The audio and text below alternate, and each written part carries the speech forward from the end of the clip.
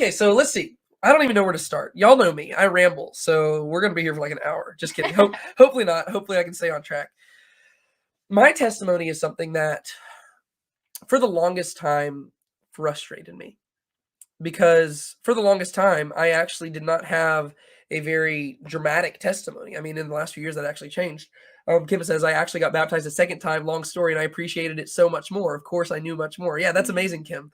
I think it's really cool when people have the opportunity to do that as well. That's cool. But yeah, my testimony is something. It always frustrated me because there was nothing dramatic in it, and people would share their testimonies, and it would be something amazing, like crazy. It'd be like, Yes. they're like, "Oh my gosh, I was hooked on drugs," and then I was like, "Oh wow, like that's crazy," and then like God redeemed me, and I was like, "Oh man, okay." For me, there was nothing dramatic like that. Yeah. And I think it took me until college to realize that that in and of itself is a pretty good testimony Mm-hmm. because there's a lot of things that I saw my friends being tempted by and a lot of things that just people struggled with that I didn't necessarily struggle with in the same way. Not entirely. I'll get to that in a second because I'll give you like a Yeah. play by play. But I realized that that in and of itself was a testimony to the grace of God, Mm-hmm. right? And so people always emphasize like they want this really dramatic testimony, but I realized even if your story isn't dramatic, that still highlights the grace and the glory of God because He was the one. Like whenever I was relying on my own strength, I would sin, I would fall into sin. It would be terrible. Yeah. But by His grace, He would kind of preserve me. So I didn't have anything dramatic, and so I came to appreciate it kind of in college. Mm-hmm. Alone with Jesus says, "I love your channel. Thanks for the shout out." Well, there you go. There's another shout out. Alone with Jesus. Look at this. I'll even put you on the screen again. Right there. Boom. You are right there.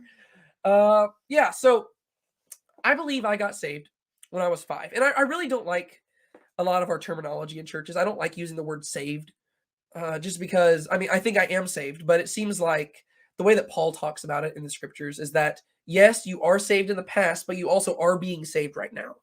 So there is this moment where you place your faith in Christ, and at that moment, you become a saved individual. But salvation doesn't culminate until we stand before Christ in glory, in our resurrected bodies, standing before Him. And so I like to view salvation as an ongoing process, and not in the way where it's like you're getting more and more saved.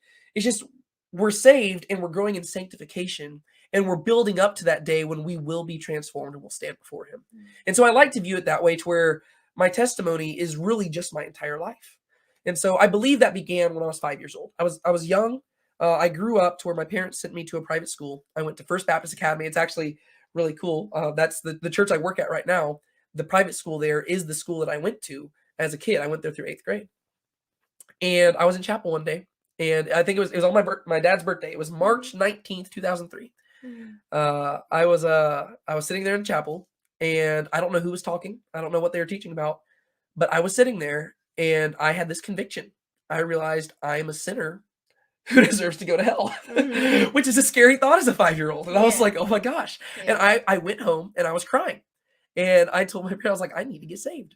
And the fact that I cried that out means that I probably did. That's another thing. I don't really like the whole sinner's prayer thing because I think that people start putting their trust in like magic words. The more you get to know me, you'll see that I have very strong opinions about almost everything. But so it seems like that was the day when my heart really flipped. And so I wouldn't know like a specific moment because I don't know that, but it seems like it was around then because that seems to be when it clicked for me, and it just happened to be I was so young I couldn't help but express it. Yeah. Real quick, Kim says, "I agree, David, and Alone with Jesus." How did you make that logo? How did you make that logo?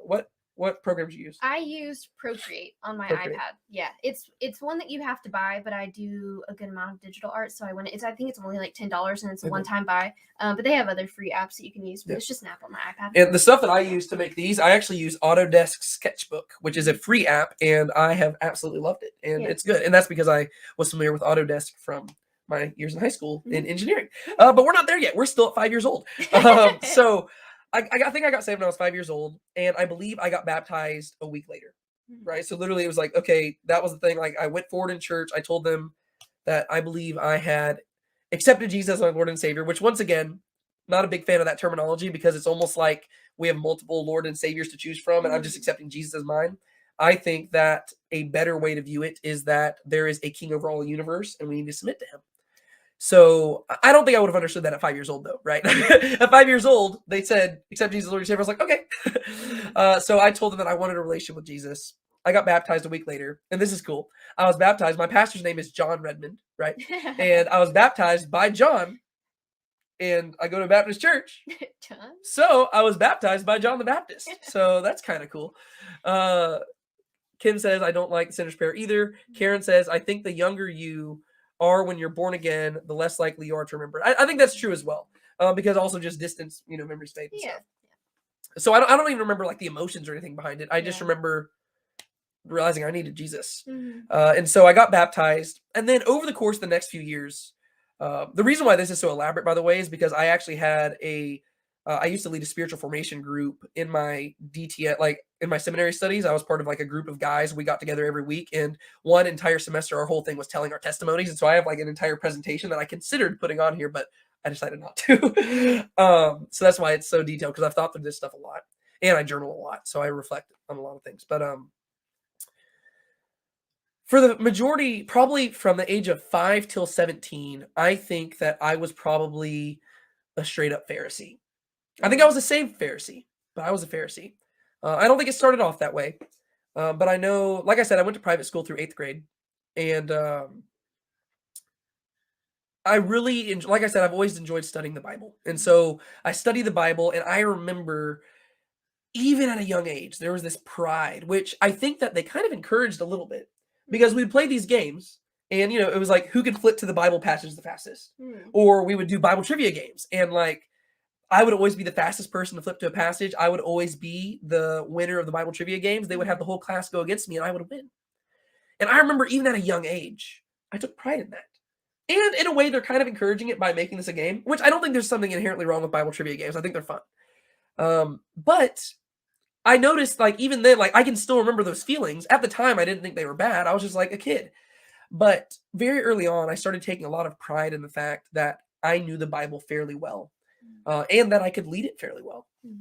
And so my 8th grade year, I transferred to public school, mainly because there were some shifts going on in the private school at the time. And also, I thought I was going to be going into engineering. And so the school that I went to had a lot more engineering programs and stuff like that. And so I transferred over to public school for high school. And while I was there, I think it increased all the more. Right. I mean, I think it was really cool how we did it, because I grew up in a Christian community, and then I transferred into something that was a little bit less Christian. And then whenever I went to A&M, it kind of just paved the way a little bit. So it was like a funneling out process, which was nice. But when I went to public school, I saw a lot of the people around me doing stuff that I just really did not like. I was like, oh, I don't want to do that. And so I think it almost made me become even more self-righteous, because I started viewing myself as superior to them, right? I don't think I think this is all with reflection, right? I don't think at the time I was going around puffing my chest or anything. I just think this was an inner thought in my head where I just thought, I'm a more Christian guy. And one thing that highlighted this to me is that there was this one guy named JT Ford. JT, and I'm saying his name because I don't care. Maybe he doesn't want me to. JT is one of my best friends. Clinton says, happy to hear your testimonies. Thank you so much, Clinton. I'm happy to share them.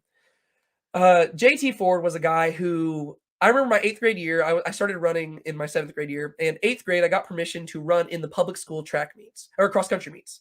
And I remember at that 8th grade track meet, I wanted to I was going to start running, but I was literally the only person there. I was in like this ugly cross country suit that was like, private school suit. I was the only person on the cross country team. And so I'm standing there. People started making fun of me because I was in like a weird outfit. And I was like, well, this is a great impression of public school. Oh, great.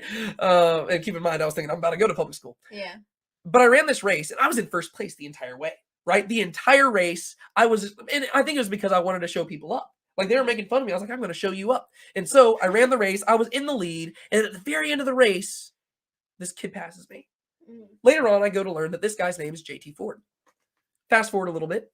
I transfer to public school. I get there. People tell me, hey, David, you're a Christian. You're a good biblical Christian. You should meet JT Ford. He's also a really good Christian.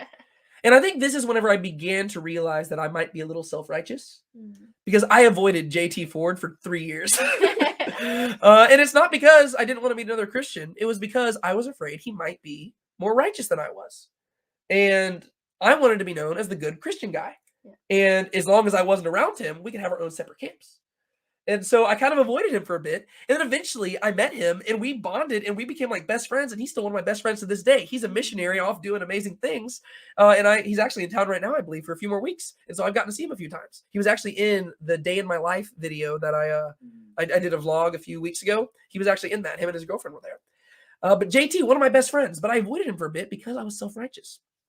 Clinton says, we'll have to get back to the recording later. It's Sunday morning here. So yeah, go to sleep or go to church, do all that stuff. I totally understand, Clinton.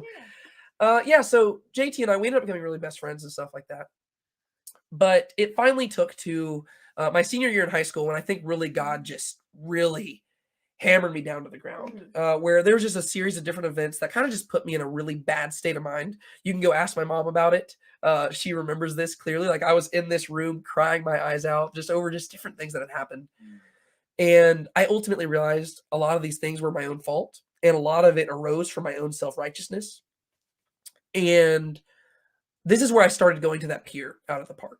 Right? There's this park, like there's a park about a half mile away from my house. I would go there every day. I would get out of school and instead of doing homework, I would just go out to the pier and this is where I started journaling as well. I got a journal and I started writing down my prayers to God. And I was like, God, why are you allowing this to happen to me? Why am I like I was genuinely depressed. I was probably straight up depressed in the pits, like just as deep as you can go for like 3 straight months. It was terrible. And then in the end, I realized it wasn't God doing it to me at all. It was literally just me. And I realized that the depression was just coming from me being so self-focused on myself. And the reason why this clicked was because I remember one day I went to school and I was always known as being like this bubbly and joyful, always energetic guy. And one person came up to me and they said, David, you look sick today. And I was really confused because I didn't feel sick. And I walked into the bathroom and I looked in the mirror and I wasn't green. I wasn't anything like that. I just wasn't smiling. And that joy wasn't in my eyes. And I realized that all because I wasn't joyful, somebody thought like I noticed that people will notice how you act. And I realized, why am I not joyful? Like I believe in this Savior. And like then I remember I went home, I cried out to God and I said, God, like what am I doing? Like I've just been so self-focused that my own like frustrations with the things I'm doing, it's affecting other people. And it was this very convicting moment where I realized something needs to change. And to be continued, Karen says, I was sprinkled at my first baptism almost 30 years ago. So when I went to Israel with my church in France, which is charismatic, I was baptized in the Jordan River where we think Jesus was baptized. Also, that's something I skipped. I actually was baptized a second time, but I was baptized by the same person. John. Yeah. And this time it was in Israel at the Jordan River. So not only was I baptized by John the Baptist, I was baptized by John the Baptist in the Jordan River. That's pretty cool, right? I know. It's pretty neat. I really, I love it. I cannot mention that second baptism without making that joke. So thank you, Karen, for mentioning that so that I could throw that out there. But yeah, so I got to this moment. I went out to the pier. I prayed to God. I said, God, I've messed up. These last 3 months of depression, it's not like a mental illness issue. It's literally just me being curved inward. I mean, this is what the old, a lot of the old church fathers and stuff would say. They would say that our hearts are incurvatus in se. We are curved inwards on ourselves. And that's where I realized my lack of joy was coming from. And there's this phrase that my dad always said to me. He always said, keep a smile on your face. Don't let anybody steal your joy. And I don't think I ever really processed. Honestly, I didn't realize how applicable that was to my testimony until just now as I'm saying it. But that's exactly what clicked in my head. People noticed that I wasn't smiling and they noticed that my joy was gone. That's crazy. I never made that connection. But that's why I always end that, because that's something my dad always said to me growing up. Keep a smile on your face. Don't let anybody steal your joy. Keep a smile on your face. Don't let anybody steal your joy. He always said that to me. And so I went out to the pier. I prayed to God. And this is where I finally told God, I surrender everything to you. I will go wherever you want me to go. I will do whatever you want me to do. I just have one request. Don't send me into ministry. Well, as you can see, I'm in ministry now. And so if that doesn't tell you about the character of God, I don't know what does. And this is one of those things I don't typically, I'm not one of those people who thinks that you're always going to hear like an audible voice from God. But there's 2 moments in my life where I think I might have heard a somewhat audible voice. This was the first one. I was standing on the pier. I said, I'll do anything. Just don't send me into ministry. And I can almost swear I heard a laugh. I don't know. I don't know if like I actually heard it, or if I just knew God's character so well that I knew I sealed my fate at that moment. Yeah. Because just think about what I just said. I just prayed to God and I said, God, I give you everything except for one thing. Well, God is a jealous God. He wants our everything. And so if you say, I give you everything except one thing, what's he going to do? He's going to ask for that one thing. And so by saying, I give you everything, just don't send me into ministry, God's like, well, now you're going into ministry. Okay. But I didn't want to, right? And so I didn't actually mean I surrender everything. And so I've been studying engineering all through high school. I went off to A&M and I continued to study engineering because the reason I said don't send me into ministry is because that sounded terrifying to me. When you read the Bible, there's this heavy emphasis on like, not all of you should be teachers because teachers will be judged more strictly. I led Bible studies throughout high school. I did all that stuff. But going into ministry, I mean, that took a little bit too much faith for me. First off, I mean, ministry is a big question mark when it comes to pay. And also just there's a lot of responsibility there. Like there's this weight to teaching the word of God. And I just didn't want to deal with that. And so I didn't want to go into ministry. And so I went off to A&M. I went into engineering. And Karen says, almost exactly 11 years after me, I was born again, March 18th, 1992. Oh, wow, that's cool. Yeah, because I was, say, March 19th of 2003. Yeah, that's amazing. That's really cool. We almost share spiritual birthdays, just one day off. But yeah, so I went off to A&M, and I studied engineering because I did not want to go into ministry. And I noticed as I was at A&M, this is cool because, like I said, I've been journaling for years. And you can look at my journals, and you can see that while I'm off, by literally the very first week at A&M, I'm writing down, God, I'm lonely. I'm depressed. Like this joyful, exuberant, and energetic guy. I went off to A&M and I was just in the pits of despair. And it would be like up and down, up and down. I noticed that I was more depressed. I was less joyful. I started sinning more. And I knew something was wrong, right? And I was good at engineering, so I kept doing it. And I saw a lot of my friends dropping out, and I'm stubborn, so I was like, I'm going to push through. But I knew something was wrong. And I started leading a lot of Bible studies during this time period. And a lot of people would come up to me and they say, David, I think you're supposed to be in ministry. And I was like, no. I don't want to do that. I'm going into engineering. And I kind of told myself what I'd do is I'd go into engineering and I do that for a few years. I get some money. And then once I was ready, then I would go into like I do engineering for a bit, gain some money, and then maybe I'd like retire and go write some books or something. But the thing is, I don't think that would have worked. I think I would never have had enough money, and so I think God needed to do something drastic. And so finally, it got to the point where there was actually I was actually dating this girl, and she one of the most amazing people I've ever met, and she's actually the one who convinced me to go into ministry. It was a long list of stuff, but she's the one who actually talked. She's like, David, I think you're supposed to be in ministry, and just different things happened to where it was almost an impulsive decision. I was in engineering. I was getting to the end of my second year at A&M. I had to have a mandatory advising appointment because they had to do that every semester. And for some reason, I tried to schedule this appointment again and again and again, and they kept misscheduling me. And so I'd go up there and they couldn't meet with me. And it got to the point where literally I only had one more day to do this, and then they still didn't do it. And I remember I called my mom. I was like, Mom, I don't even know if they care that I'm here. I mean, like A&M has an amazing engineering program, but like I want to be successful in this, but it's like I'm miserable and I don't want to do this. And then I remember I was on the phone and I joked around and I said, you know what? I'm just going to drop out of engineering and go into ministry. And my mom was like, are you really? And I was just joking. But when she said, are you really? I said, yes. And I went back to my house, like the townhome I was staying in. And I walked into my living room and my roommate was standing there. His name's Matt, also a really great guy. I stayed with him all 4 years. And he looked at me. He said, what's going on? And I said, I'm getting out of engineering. I'm going into ministry. And that is probably the first time that Matt ever hugged me. And he said, it's about time.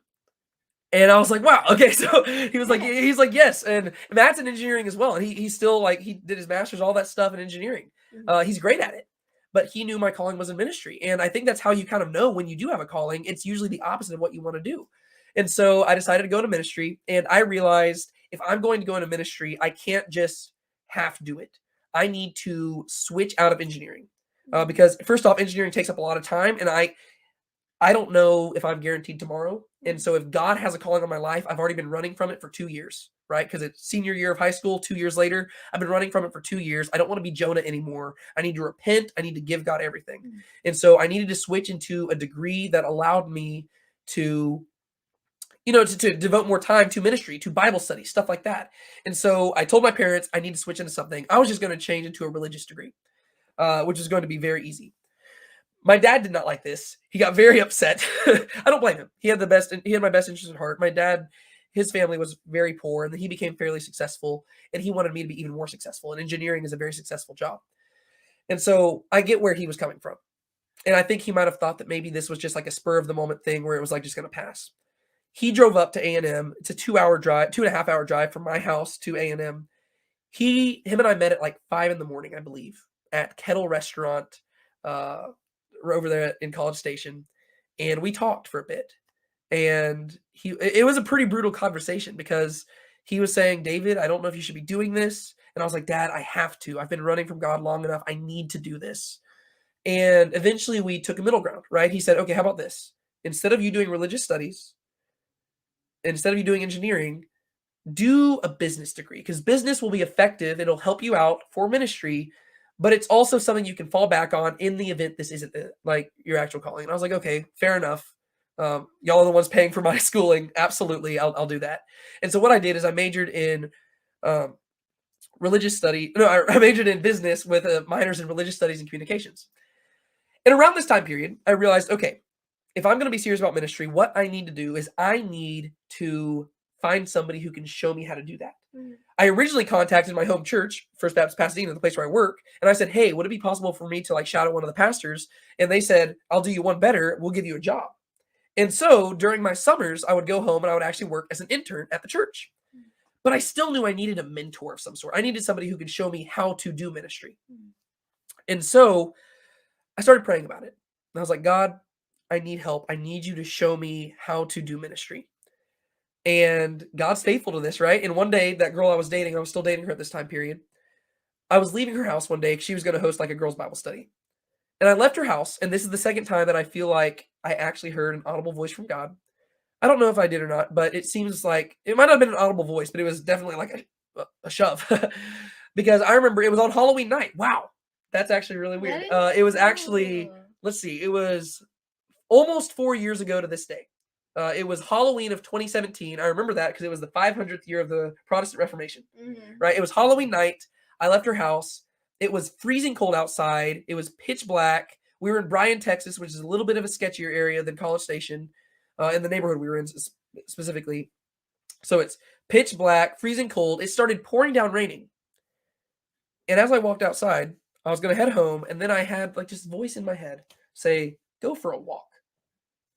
And I was like, go for a walk? Why would I go for a walk? It's like, I knew that this wasn't me saying this because I just wanted to get in the warmth of my car and drive home. But it was like, go for a walk. And so I was like, okay, whatever. I threw my stuff in my car. I just took my keys. I left my phone and everything in the car, and I went for a walk. And I was like, okay, maybe I just need to pray to God. And so here you have this guy, me, walking through the pitch black in the freezing rain. And I'm just going for a stroll. And as I'm walking, I hear this person yell out, would you like a hot dog? And I was like, okay, I don't know what's weirder. They probably think that I'm a drug addict just walking down the road. But then they also just offered me a hot dog in the freezing rain. And I was like, one of us is weird, but maybe this is why maybe this is why I needed to go for a walk. And so I went over to these people, and there's this family. They were set up underneath a tent. And underneath this tent, it was this man, his wife, and their, I think 7 kids at the time. They have like 8 now. So I think it was 7 at the time. They had their 7 kids. And what they were doing is they were, instead of handing out candy, they were actually handing out hot dogs because they were trying to have conversations with people. And in addition to this, they were also handing out Christian movies, Christian books, Christian CDs, Christian like gospel tracts. And I was like, this is weird. And so I was like, okay, like they were looking at me like, oh my gosh, this guy's a drug addict. Like who's walking at this time of night in this freezing rain? And so I walk up to them and I introduced myself. I said, hi, I'm David. And the guy introduced himself as Darren. And I was like, okay. And we started talking, and I was like, what do you do? And he says, I'm a discipling evangelist. And I was like, a discipling evangelist? And immediately my ears are like perking up. What does a discipling evangelist do? And he says, well, my whole job is to go around, find young Christian college students and disciple them and train them up for ministry. And I was like, you're kidding me. No way. I literally stood there and I talked with Darren for probably 2 or 3 hours. I was drenched in cold rain. I think I got sick afterwards, Mm. but it was one of the best conversations ever, Mhm. right? We talked, and it came to be that, like, we shared a lot of the common concerns. Like, one of the main reasons why I ended up deciding to go into ministry is because I saw so many issues in the modern church, and I didn't see enough people addressing them. And I was like, okay, if nobody's going to address them, I'll try to address them myself. And so that's one of the things that I was voicing to Darren, and we were talking about these, and like he had a lot of the same concerns. I was like, I could learn a lot from this guy. And so I gave him my number. It was funny because he had to trust me because, like I said, my phone was back in my truck. So he just had to assume that I wasn't giving him a fake number. And we started meeting up a lot. And we started meeting up almost every week. And we were supposed to meet up for like 1 hour a week, but we met up for like 3 hours each time because we just have so much to talk about. And this guy, so formative in my life. I was talking to him earlier today, and he's actually going to be a mentor for me again for my final year of seminary, which is really exciting for me.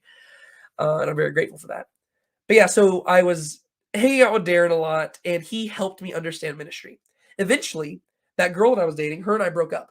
And at the time, I'd been going to church with her. And the reason we broke up wasn't because we like got in an argument or anything like that. It was just because we genuinely thought that God was leading us in different directions. Like, we genuinely thought, hey, I think we could both serve God better if we were apart.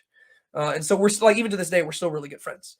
And so we decided to break up. We parted amicably, and we thought it would be smarter to go to different churches just so that we didn't have that temptation to get back together because we genuinely thought God was leading us apart. And so I needed a new church. This is for my final semester at A&M. And so I asked Darren, hey, is there a church that you could recommend to me? And he says, there's this church called Northview Baptist in Bryan, Texas. They've got this young guy who they just hired up as a pastor, and he could probably use your help. And so I was like, okay, sure. And so I walked into Northview Baptist. It's a tiny little church. I love tiny churches. I walked in there and I introduced myself and I said, hey, my name's David. Darren sent me. Is there any way that I can help you out?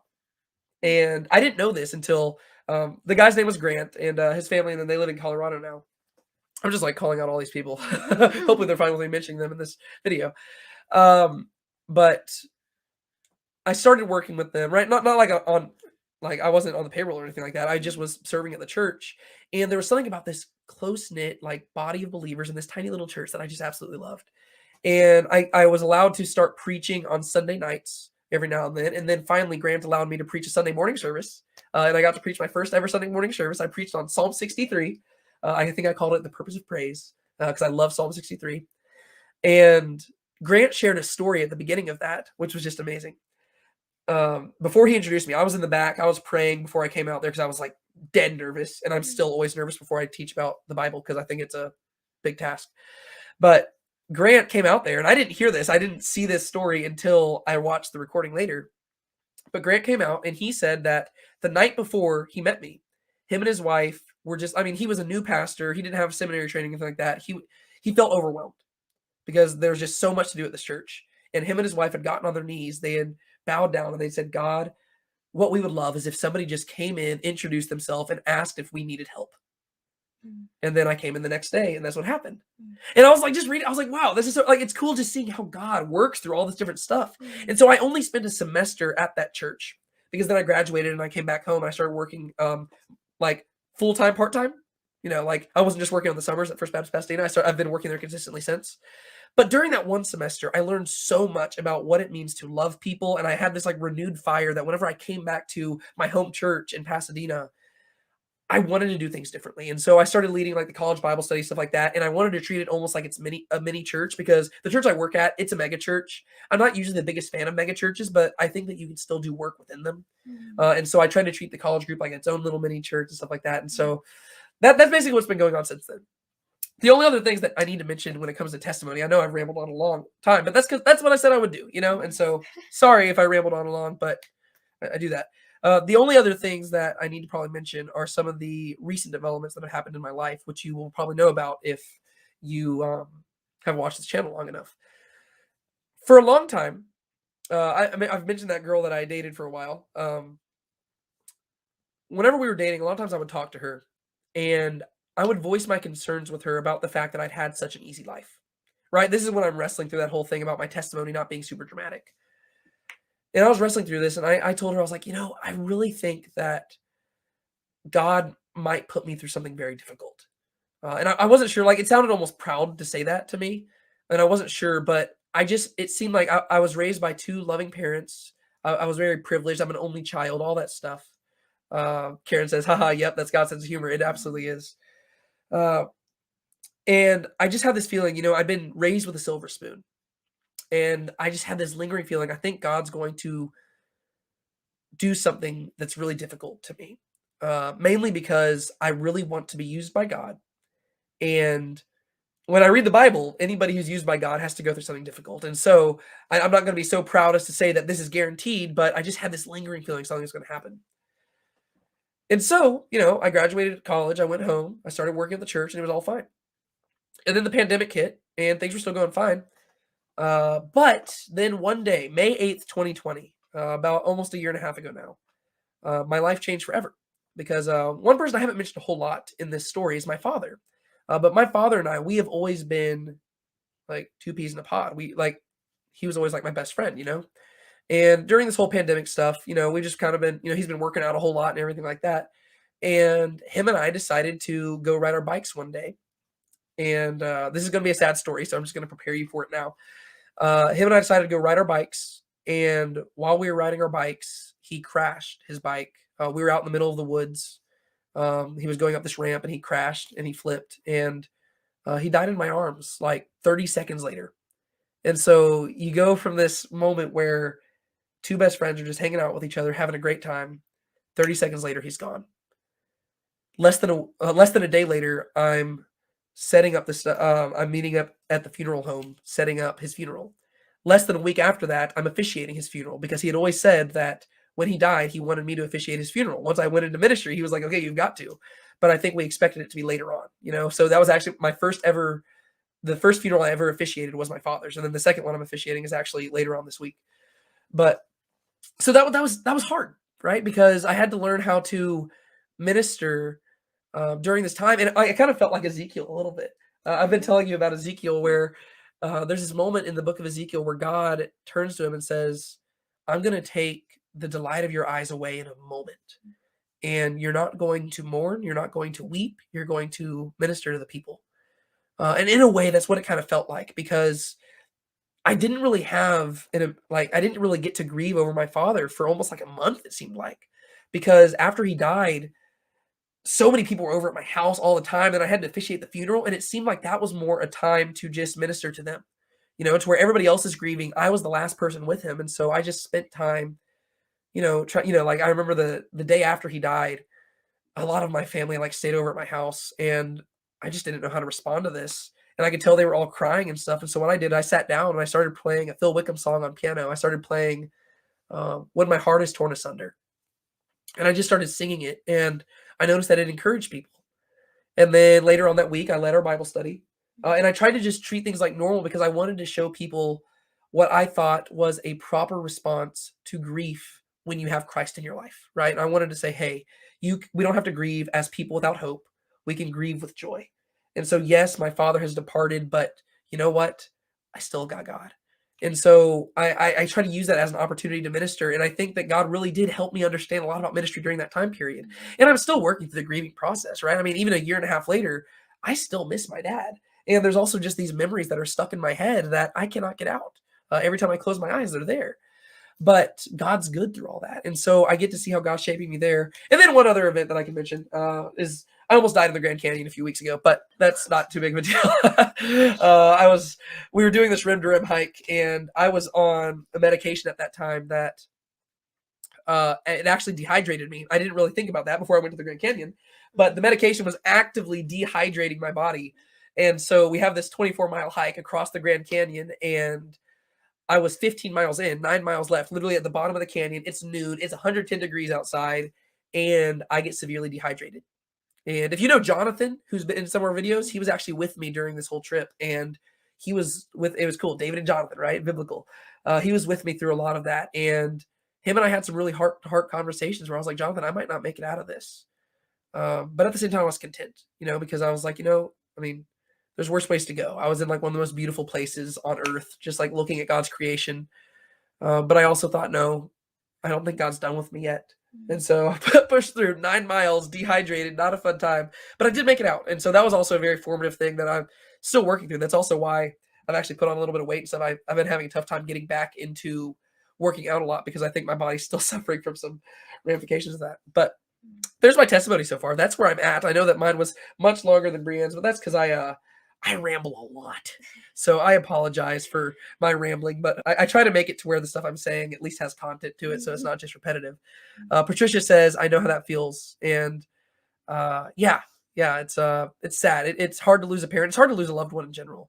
I mean, like I said, I'm officiating another funeral at the end of this week, and I met with that family today, and it's just hard. It's hard. But the cool thing is that if our loved ones are in Christ, whenever we bury them, we know we're not burying them.